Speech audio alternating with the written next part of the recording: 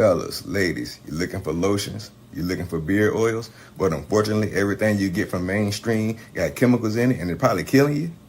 No problem, we got you. Go check out my people from Top to Bottom Hair and Skincare. That's Top to Bottom Hair and Skincare. www.top2bottom, BOTTU, the U is for unique, M.com.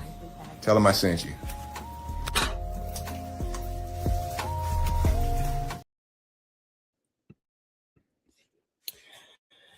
Good evening, everyone, and welcome back to Unfiltered Sports. It's another Thursday, and it's a great Thursday. It's trade deadline time in the NBA, which means front offices are lying, fan base are coping, and somebody definitely is being overpaid. But who's to tell? There is no filtered takes here on Unfiltered Sports. We're on the trade deadline edition today. So let's talk about who actually got better, who got worse, and who's just pretending so that way they can just fake it till they make it. So today we're going to start off Unfiltered Sports with something we ended with last week. This weekend is Super Bowl Sunday, right? And so we talked about, who we thought was going to win the Super Bowl. I obviously would like to see the Seahawks destroy the New England Patriots. I think that this is a revenge matchup in the Super Bowl for them. I think if it comes down to the last 30 seconds of the game and they're on the 1 yard line, that they will not pass the ball, that they're going to run the ball up the middle to score that touchdown at the 1 yard line. They might even try tush push. Who knows? But I definitely think that the Seahawks are going to beat the Patriots this go around. You didn't get them on the first try, get them on your second try. If they got to go to a third try, I don't even want to watch it. That's how bad it's going to be. So we're just going to leave that part at that, right? But let's talk about that Pro Bowl, right? Because that Pro Bowl on Tuesday night was interesting. Because the Pro Bowl that I grew up watching, it was like an actual football game. Like you had your helmet on, shoulder pads on, like you had full out like tackles happening. Like I seen when Ed Reed laid hits out on Peyton Manning and whoever. Like it was just like Ed Reed and Ray Lewis, Brian Dawkins. You have who else was it on there?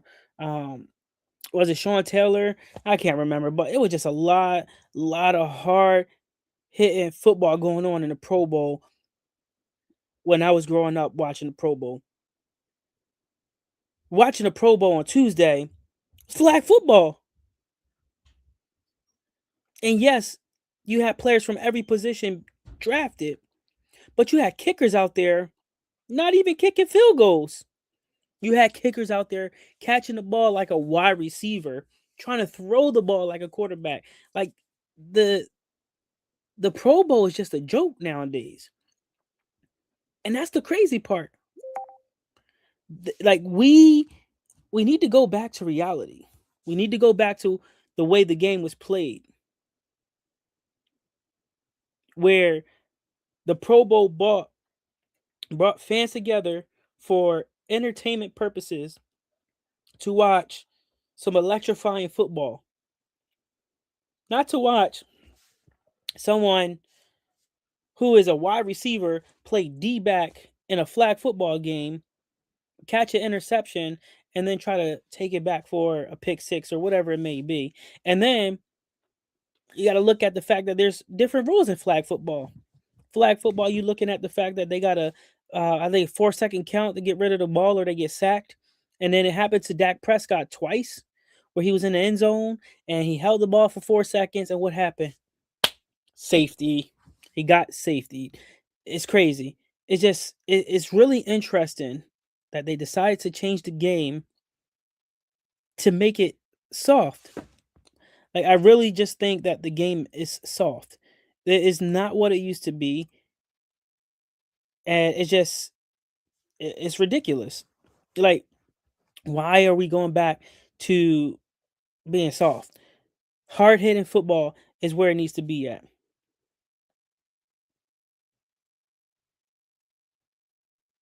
Football back in the day, you look at Weapon X, Brian Dawkins, a legend in Philadelphia. it's amazing to see him play football and to hit the quarterback in an all-star game where he smack a quarterback and boom, laid him out. Or where he just picks someone up and just body slams them. That was football. Now you got people out there pulling a flag, and it's crazy. Thank you everybody for joining in though. That's in the chat. I really appreciate you guys for tuning in. It's always a great feeling to have you guys join in on the comments to see the electrifying comments or whatnot out there. It keeps me going, it keeps me motivated, and it keeps the energy going. There is 2 lives on YouTube. One is going to be for your vertical view, and one is going to be for your horizontal view. So just be mindful of that part right there as well. But again, yes, football is just soft. Basketball is even worse, though. So, we're just going to transition back to basketball because the trade deadline is here. There's been some trades going on, and it's going to be crazy. It's like when we look at the fact that Chris Paul was traded from the Clippers to Toronto. And this is his retirement year. Like, this is supposed to be his retirement tour. And in the middle of your retirement tour, you got the trade. Like, that's crazy. I think that's a smack in his face just to trade him out of the blue. I don't know if he asked for that trade or whatnot. The other trade is James Harden. James Harden, he's out of there as well. He went to Cleveland. Now that's an interesting trade because no later than I seen James Harden going to Cleveland, I see a post about LeBron James talking to Cleveland to go back to Cleveland because he wanted to end his career where it all started, he said. So it's like, is LeBron James just jumping from place to place because he doesn't want to deal with adversity? Because he doesn't want to handle his problems like an adult? Like whatever beef him and JJ Redick got going on, they need to talk it out man to man. But it's crazy. Like Cleveland is going to be stacked because let's think about this. If James Harden is down in Cleveland, LeBron's going to try to get over to Cleveland. His son, who's not that good and shouldn't be in the NBA, is going to try to get over to Cleveland now. Who's next?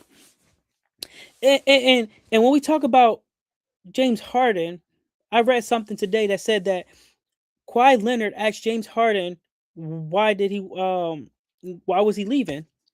And one of the reasons that he stated was that every time they were on the floor together and he tried to run a play, it seemed like Kawhi Leonard was not there, focused in the game, and he wasn't communicating.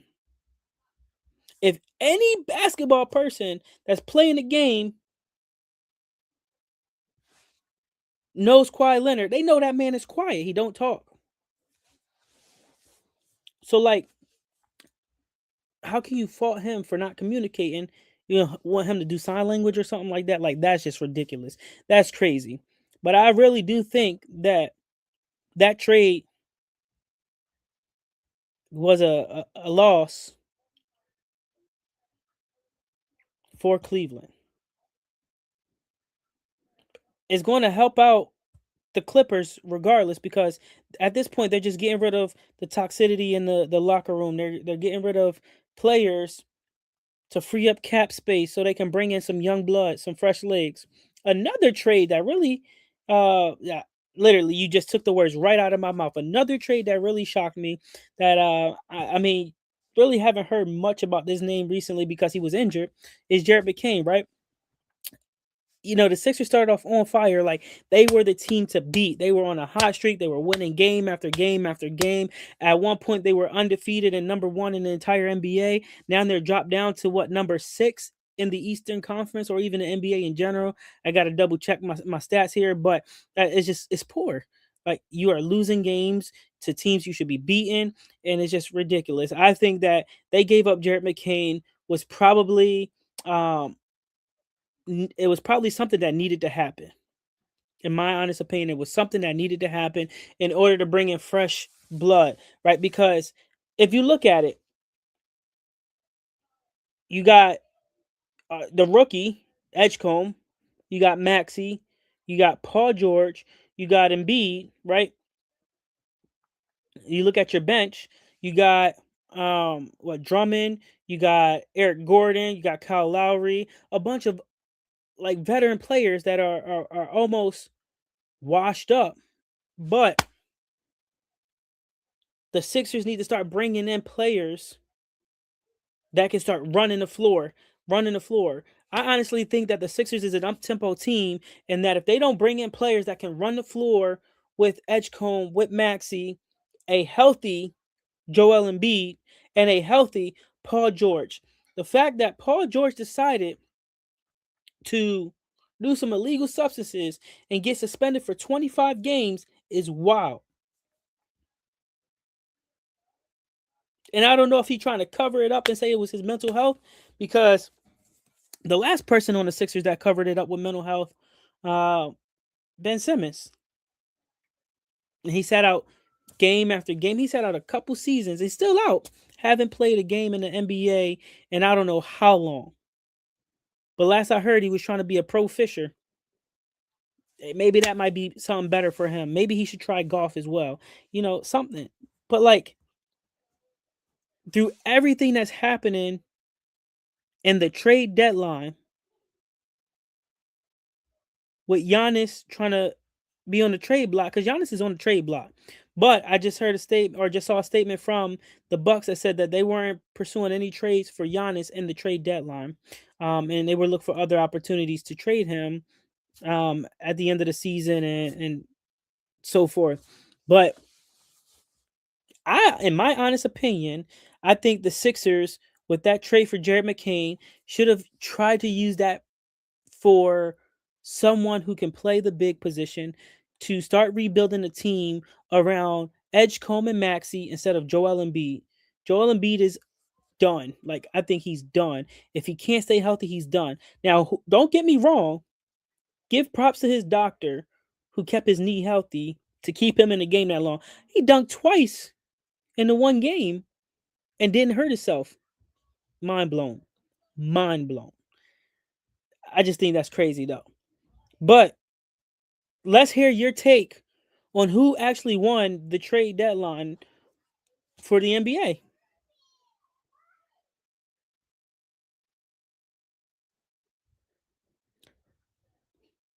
James Harden is washed, and I mean he's decent, but he's not great. I wouldn't want him in my locker room. That's all I'm saying.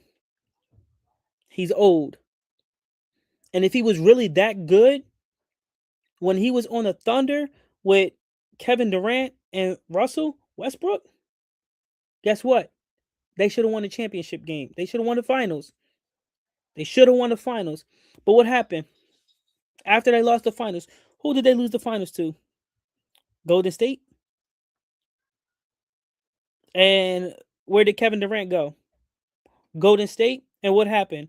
They won how many NBA finals back to back to back? All right. So we just gonna leave it at that, because James Harden, when he left, he thought he was gonna stay, and he went to the Rockets,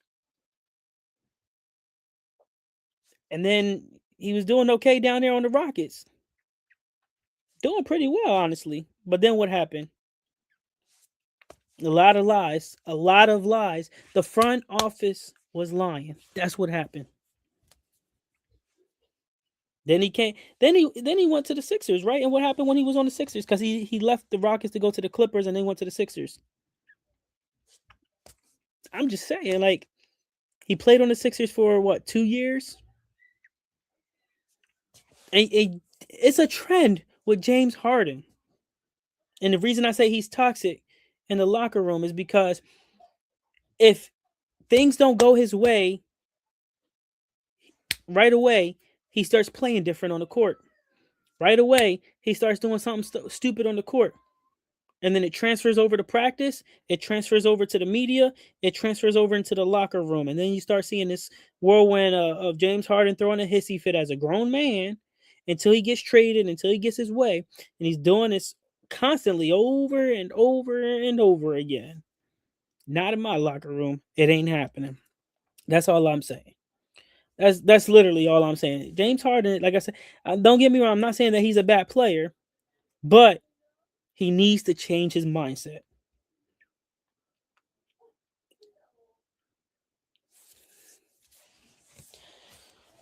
If we talk in prime, and that's a tough one.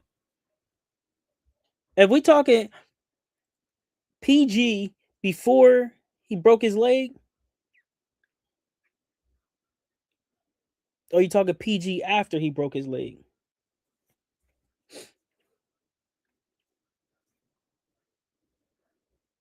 Because if you talk about PG before he broke his leg, then I would say PG. But if you're looking at him after he broke his leg, after he like PG on the Pacers, then yes. If after he left the Pacers, no, I would pick James Harden 100%.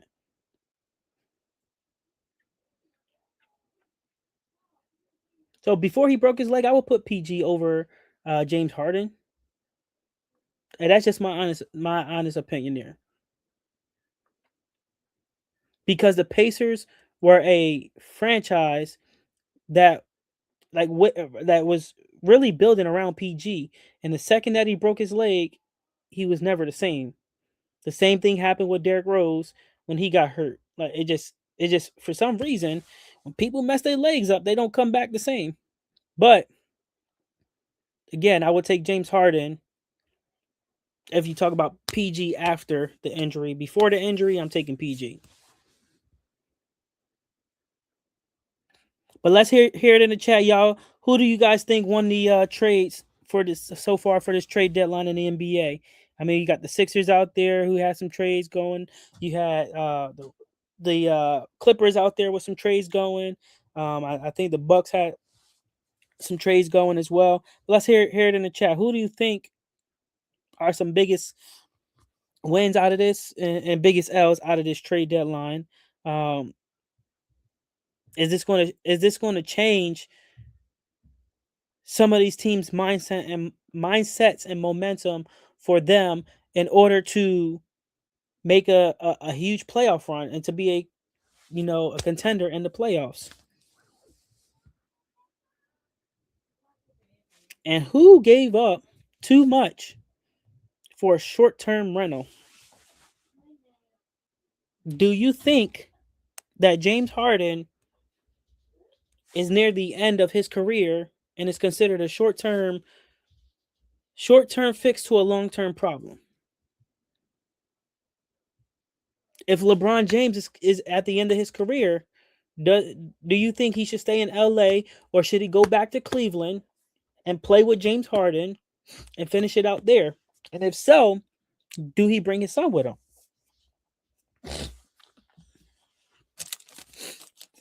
Let's hear it.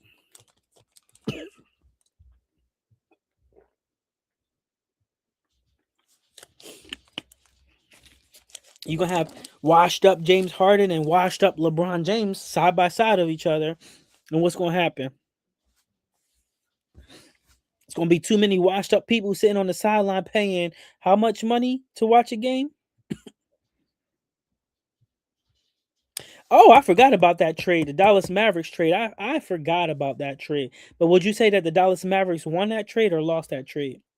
Because Kyrie, Cooper Flag, and AD never played one single match together. Was that a powerhouse move? A statement right there? What do you think? Excuse me.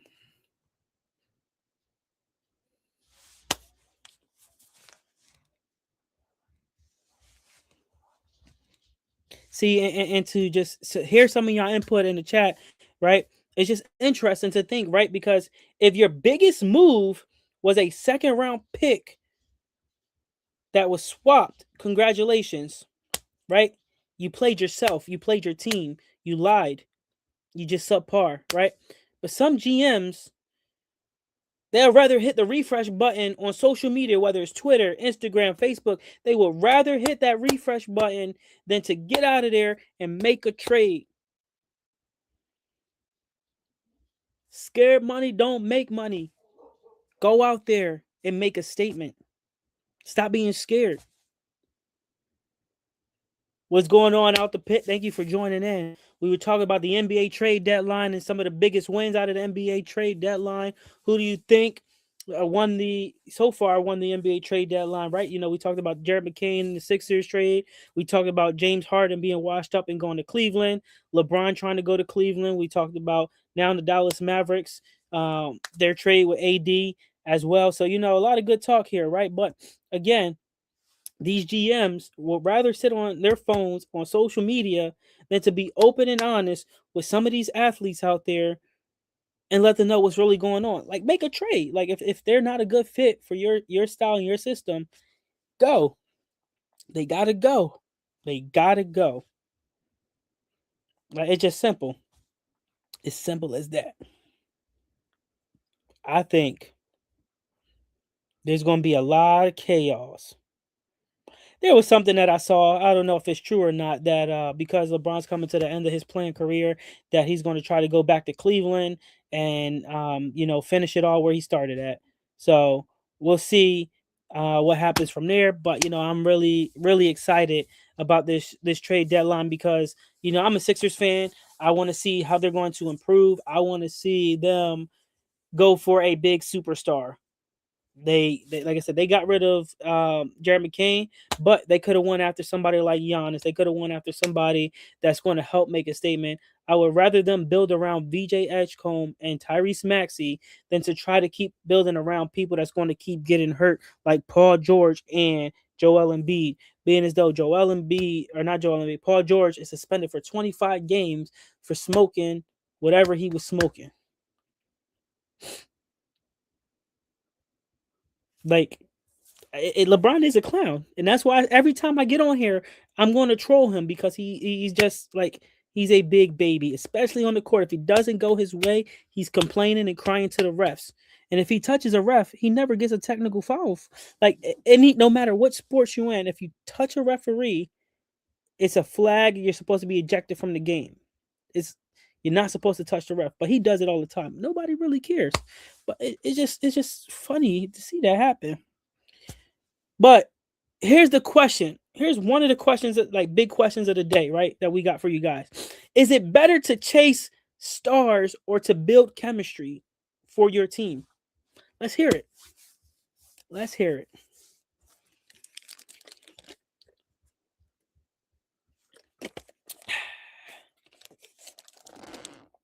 Bronny James ain't got no skills.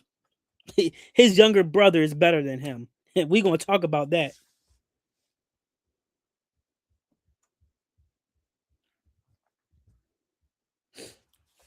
In my opinion, I would rather build chemistry with a bunch of people who are subpar and build a dynamic team than to build around a superstar and chase that superstar. Because if you build that chemistry around your team, you're going to start building something and people are going to want to try to join your team.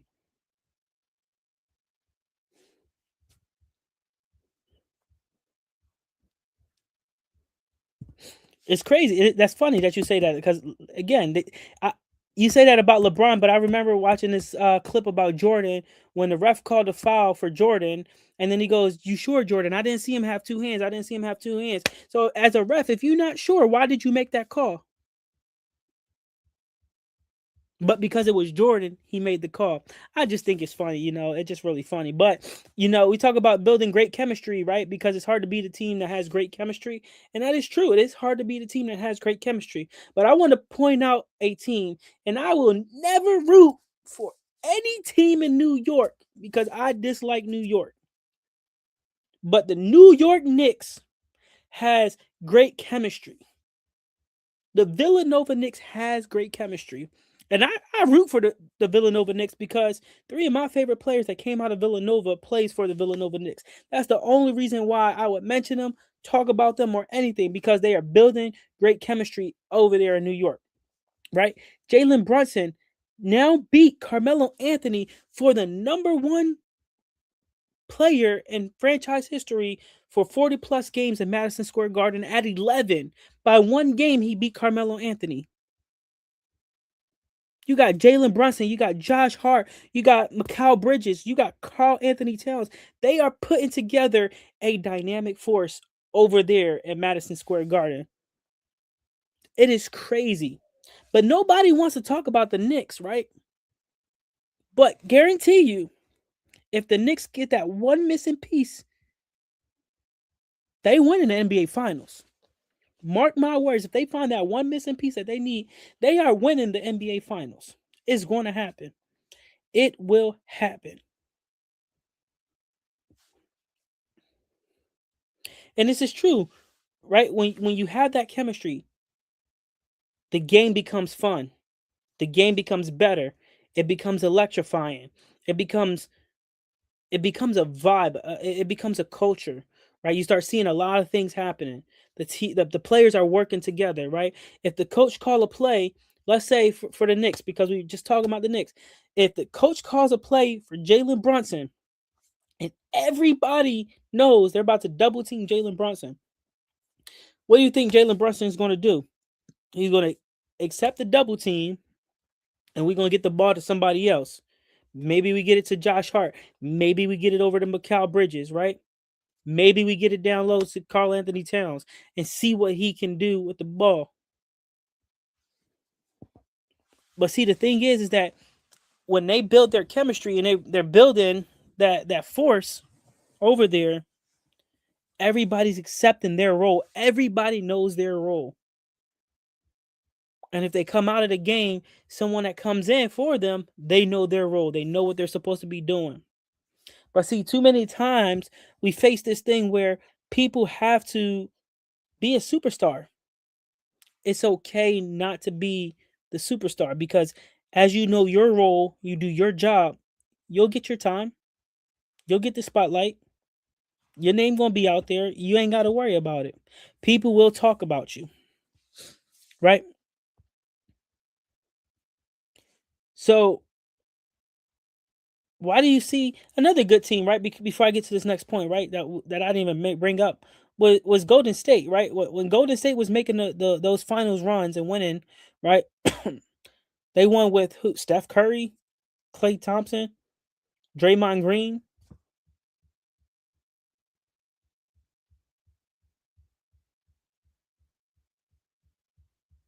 and it's just like that team right there. They were clicking on all cylinders. They knew what they were doing, and it's just very interesting to really see that they won that many championships when they built that chemistry and what Steve Kerr is doing over there. And quite frankly, I think it's very, very good to see that he's still going strong right now. And I think that he should be inducted into the Hall of Fame. You know, he's won NBA Finals with the Bulls as a player and as a coach now. So definitely get him into the Hall of Fame sooner rather than later. So I think that's going to be very interesting to see happen. While we're speaking of Hall of Fame, I think it's very funny too to see that Robert Kraft or Bill Belichick didn't get their nominations as a first round ballot into the Hall of Fame. So very interesting there. Yes, we do need to give Embiid a chance to help bring that championship over to Philadelphia. We do, and I'm not saying dismiss him right away, but we also need to be cautious, right? We got to be cautious about Joel Embiid because he is injury prone. Every single year that he's played with the Sixers, he has had some type of injury. So to err on the side of caution, we need to go out there and find someone else who plays the big role just as good as he does. Because look at what is it? Uh the Spurs. The Spurs was out there and they went and got somebody to play right next to Wemby. Same height. And I'm like that's crazy. But the Sixers need to do the same thing. They need to go out there and find someone to play at the same caliber level as Embiid when he's healthy. Here's a question, right? Does the star bring in championships or does the team bring in championships? Hmm.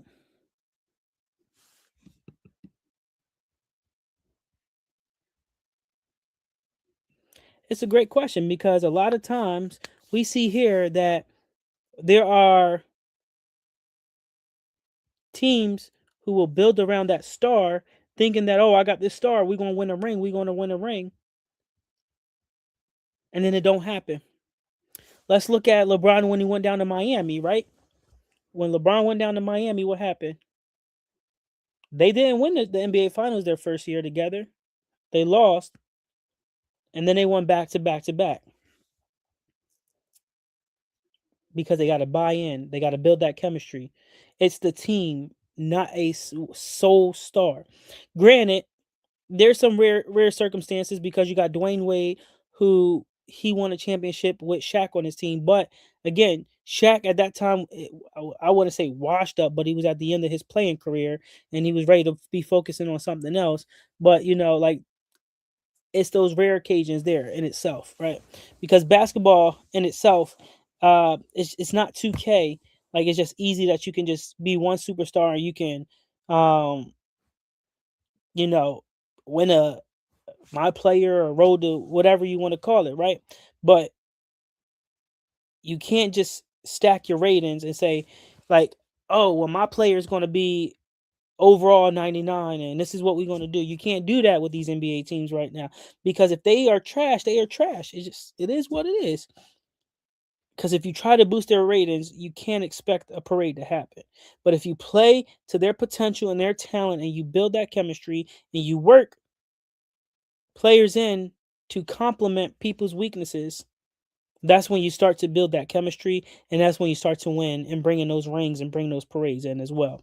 Bring Jimmy Butler back to the Sixers. I wholeheartedly agree that Jimmy Butler should have stayed with the Sixers and that he should have never been traded because if he would have stayed and the Sixers, let's just put it this way: if we look at the roster now, and if the Sixers kept Jimmy Butler, they got B.J. Edgecombe, Tyrese Maxey, a healthy Joel Embiid.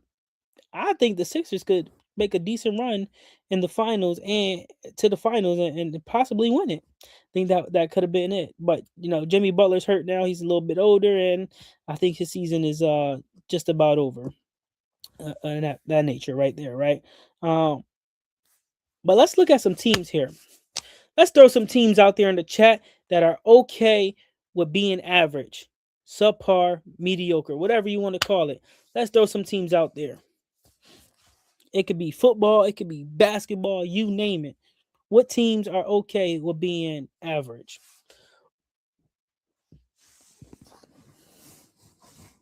I got to hear this one.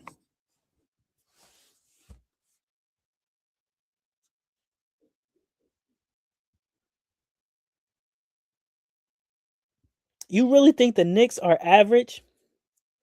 I don't think they're average. I think they're slightly above average, but I don't think they're just like an average team. Right now, if we're looking at like just an average team, probably looking at like the Spurs, maybe, um, probably the Bucks, maybe Bucks slightly above average. I mean, teams that you really haven't heard from in a while, the Trailblazers, Utah Jazz, like just thinking about teams you really haven't heard from in a while, like those are teams that I'm thinking about. Like, man, they must be really okay with just being subpar and being around. Like, is their owner okay with just making the money, not making a run for the finals or anything like that? Like, I have like Detroit Pistons. Like the Detroit Pistons is like right there. They're on that line right there. Um, the Hornets, yeah, that's another one. The Hornets. I think that is a Sorry about that. I think that's a funny take. To see that they have a good team and that they might not win a championship game. We'll see. We shall see.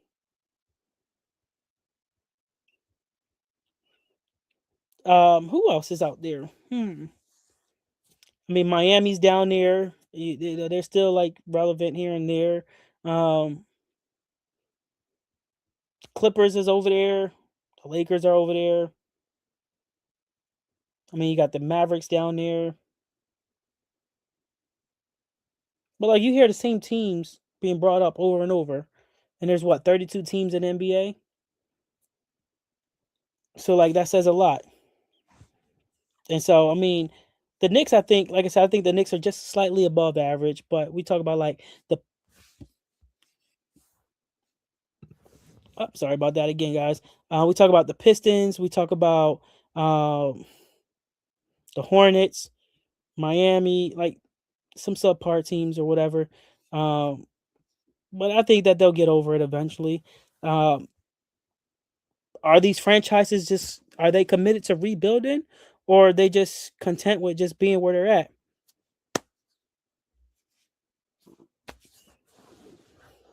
The Vikings, the Jets. Jets to never win a Super Bowl. Buffalo Bills. I could keep going with football. It's just, but basketball, I don't know. Just the NBA to me is just going down in general. I don't think it's like I said. It's like pro sports is not the same as it used to be, but it's all changing. AI has changed a lot. COVID has changed a lot. NIL has changed a lot. So I get it. I understand. We got to adapt and we got to learn and grow from it. So we'll see what happens from there. But is their front office right plan to just see what happens, or are they just afraid to go out there and make a difference and make a statement? And I think I honestly think a lot of people in the front office, they are just trying to tell you things that you want to hear instead of things that you need to hear. Forget your feelings. Your feelings are going to get hurt one way or another. So we're going to see what happens from there. Right?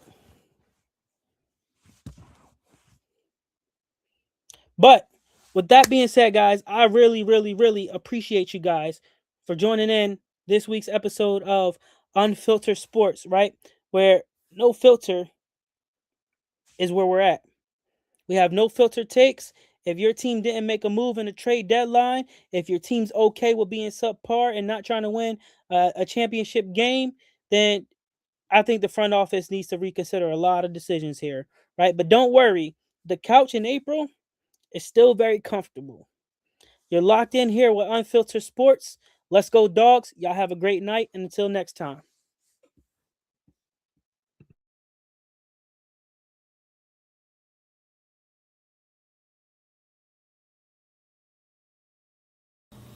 Fellas, ladies, you're looking for lotions, you're looking for beard oils, but unfortunately, everything you get from mainstream got chemicals in it and it's probably killing you? No problem, we got you. Go check out my people from Top to Bottom Hair and Skincare. That's Top to Bottom Hair and Skincare. www.top2bottom, BOTTU, the U is for unique, M.com. Tell them I sent you.